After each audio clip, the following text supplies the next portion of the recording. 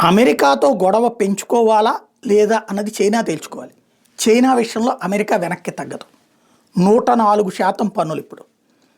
For example ఒక cell phone, Apple phone చైనాలో ఉత్పత్తి అయింది ₹1,00,000 ఉందంటే అమెరికాలో ఇప్పుడు 2,04,000కి అమ్మాలి. కొంటారా? అదే సందర్భంలో భారతదేశం నుంచి అదే యాపిల్ ఫోన్ తయారై వెళ్తుంది. ఇక్కడి నుంచి అదే ₹1,00,000 ఫోను ₹26 పన్ను అవుతుంది. ₹1,26,000. అది 26,000 ఎక్కువ, అది ₹1,00,000 1,04,000 ఎక్కువ. అయితే 26,000ని చూజ్ చేసుకుంటారా, 1,04,000 చూజ్ చేసుకుంటారా?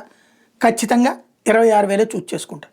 అట్లాగే చైనా మందుల దగ్గర నుంచి, బట్టల దగ్గర నుంచి అనేకం చైనా ఉత్పత్తులు అవన్నీ చైనాలో వాస్తవంగా అమెరికాలోని పెట్టుబడిదారులు కూడా చైనాకు వచ్చి వస్తువులు ఉత్పత్తి చేస్తూ వచ్చారు. ఎందుకని? అమెరికాకి ఎగుమతి చేసిన 2-3% మించి పన్నులు లేవు.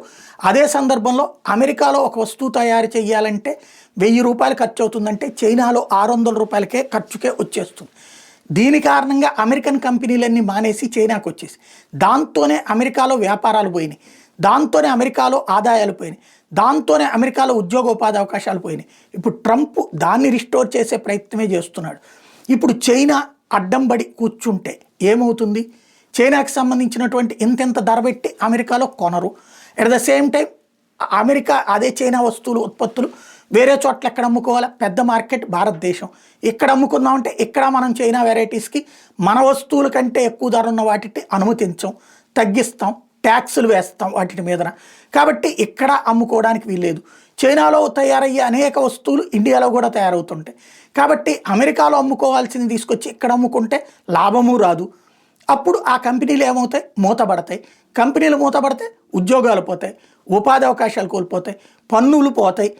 ఎవరు నష్టపోతారు? అక్కడ చెరువు మీద అలిగితే ముడ్డెండుతుంది అనేది సామెత. అమెరికా మీద అలిగితే చైనాకి ఇప్పుడు అలాంటిది పరిస్థితి.